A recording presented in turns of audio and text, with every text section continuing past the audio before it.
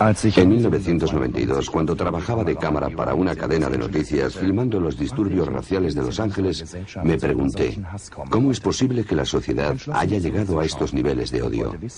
Así que decidí retroceder a la década de los 60, cuando la gente luchaba por la defensa de los derechos humanos, y me dije, ¿qué ha pasado con toda aquella gente? ¿Qué ha sucedido con las movilizaciones de entonces? Y todas mis preguntas se convirtieron en este documental, Todo el poder para el pueblo. Panteras Negras, todo el poder para el pueblo.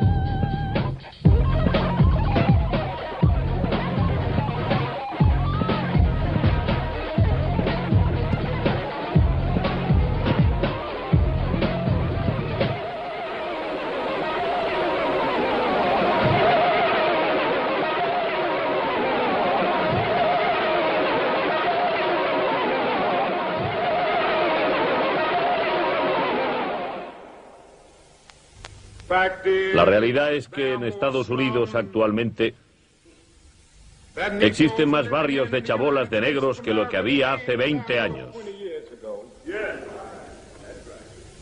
Que hace 20 años.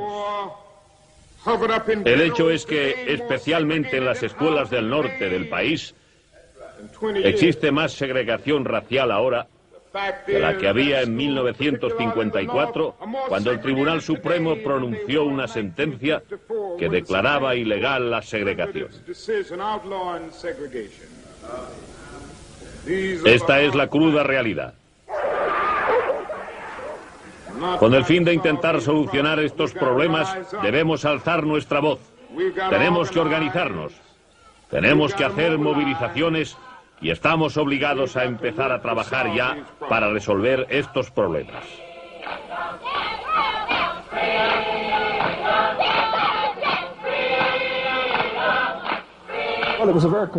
Bueno, realmente se trataba de una actuación muy controlada.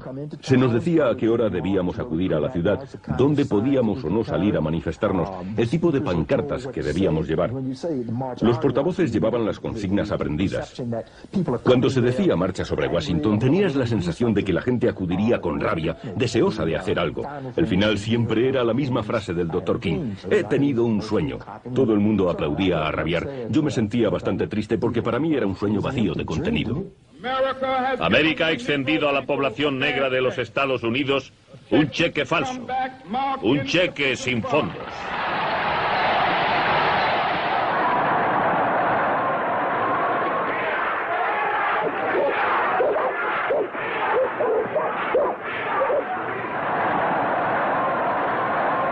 Una idea que se va a hacer realidad ahora. Yo era el responsable de su seguridad en la manifestación desde Selma a Montgomery y me pasé 5 o 6 noches sin dormir allí. Venga a recorrer el camino en coche, arriba y abajo, desde Selma a Montgomery. Y venga a mirar cada árbol, cada esquina y preguntándome desde qué sitio podía esconderse un francotirador desde lo alto de un tejado, porque yo podía sentir el odio latente en cada uno de esos sitios. Querían matarle. Habíamos identificado a unas 1.200 personas con historiales personales de violencia racial. Esto es, gente que hubiera atacado o incluso asesinado a personas por motivos raciales. Y hasta lo que yo sé, eran todos blancos matando a negros. Y aquí llegaban atraídos como un imán hacia Selma y Montgomery. Así que este hombre estuvo coqueteando con la muerte durante años. Y no tenía miedo a nada. Había un montón de linchamientos y cosas que sucedían sin que tú oyeras hablar del tema, porque las noticias nunca abandonaban el sur. Así que bueno, el gobierno americano había adoptado la posición de estar atento y observar lo que ocurría. El FBI no hacía nada para proteger los derechos civiles de la gente que se manifestaba pacíficamente. Cuando vosotros habláis de estructura de poder, sé que queréis decir estructura de poder de la raza blanca, porque eso es todo lo que hay en América. Y la estructura de poder de la raza blanca está igual de interesada en perpetuar la esclavitud que la estructura de poder de la raza blanca de hace 100 años. Lo único es que ahora se utilizan métodos modernos para hacerlo. Negros siendo apaleados por bates de béisbol, quemados con mangueras de fuego, y luego manifestantes, marchas y protestas, gente intentando votar, todos echados a los perros. Era un trago duro de aceptar. Si solo pides migas de pan y la concesión de esas migajas provoca un derramamiento de sangre, ¿qué pensáis que ocurrirá si pides una hogaza de pan?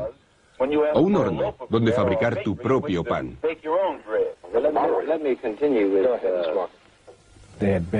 Ha venido desarrollándose una lucha muy intensa en torno al tema del rechazo al derecho del voto para la población negra y su acceso a alojamientos públicos. Y el sur ha sido el foco de la mayor parte de esa lucha, porque allí es donde las contradicciones se han hecho más evidentes. Siempre que las masas de la población negra se impliquen en la lucha por la libertad, no por la integración, sino por la libertad, en la defensa por el respeto hacia ellos como seres humanos y que muestren que llegarían a morir por ser respetados como hombres, la estructura de poder reflexionará y tomará nota de ello. El Dr. King es una figura pública de la no violencia sin precedentes en la historia de América.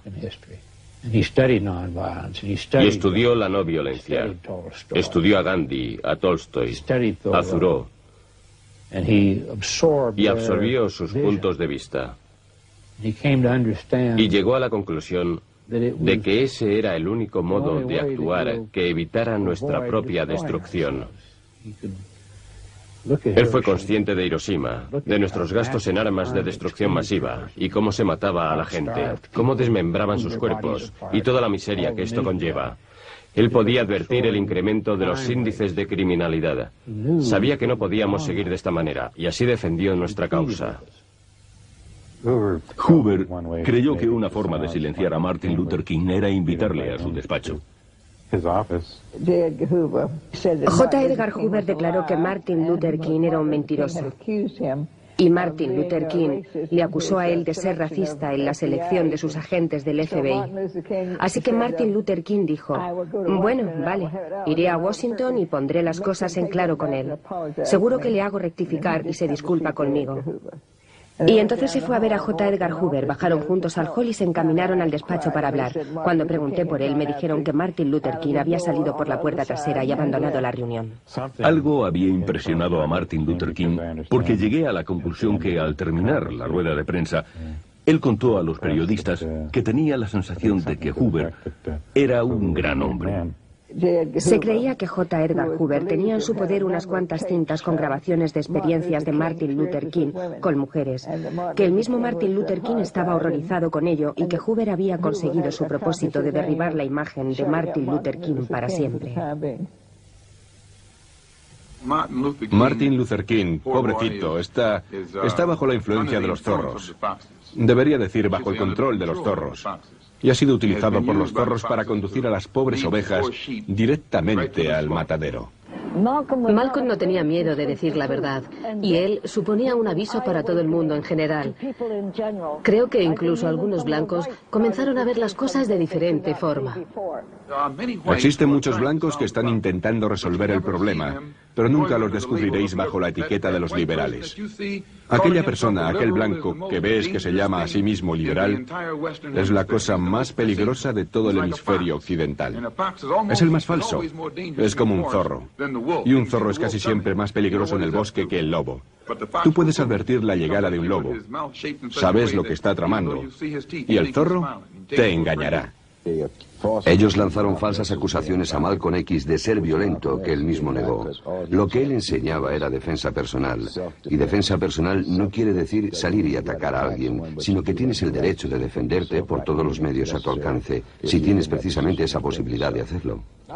Para nosotros, Malcolm era nuestra voz. ¿Por qué debería necesitar el hombre negro una ley que demuestre que él es un ser humano, cuando no se necesita una ley que pruebe que el hombre blanco lo es?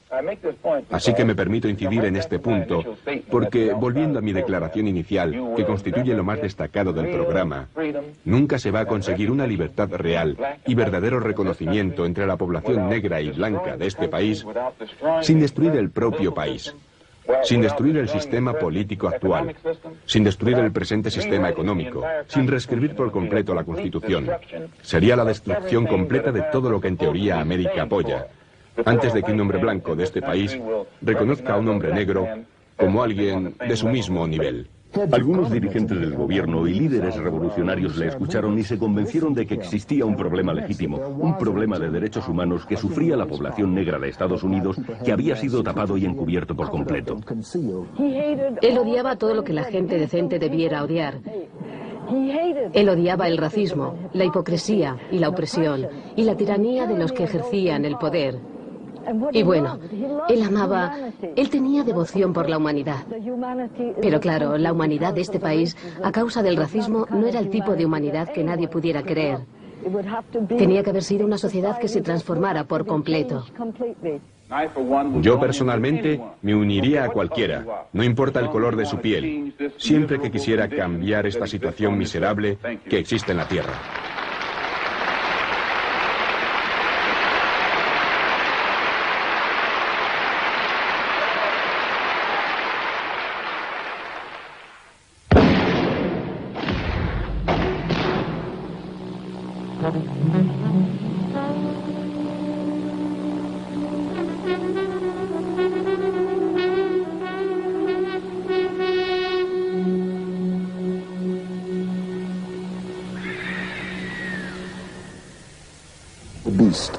La bestia terminó con Malcolm. Tenían que deshacerse de él. Después de que Malcolm fuera asesinado, yo estaba en el salón de baile Audubon el día que pasó. Fue algo horrible de presenciar. Ese día ocurrieron muchas cosas allí y hay muchas cuestiones que todavía no se han resuelto.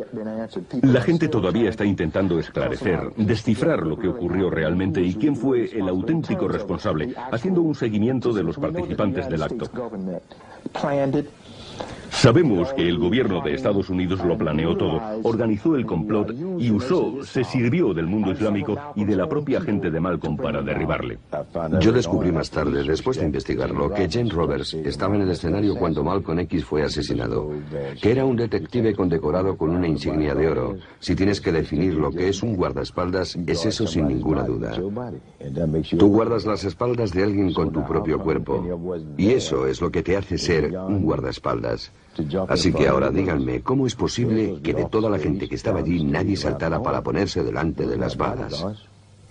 La CIA es la organización más completa y poderosa de este país. Nadie sabe hasta qué punto. La CIA tiene relaciones y proyectos en común con las fuerzas policiales a lo largo y ancho de Estados Unidos. Hubo una oportunidad de relajar la tensión entre las muertes de Malcolm y Luther King. Cuando asesinaron a Malcolm, las dos personas arrestadas por su muerte eran personas que no habían disparado el tiro que había herido a las víctimas. Esas actividades eran conducidas por el personal de contrainteligencia de la CIA. Estos se encargaban de que se enterrara lo más posible en el interior de la propia CIA y se pudiera evitar la revelación de los hechos. Me parece un poco extraño que el FBI tuviera información en sus archivos de tanta gente que fuera capaz de terminar asesinando a alguien. Si la CIA era capaz de hacer eso en Nueva York, imagina lo que sería capaz de hacer en todo el mundo.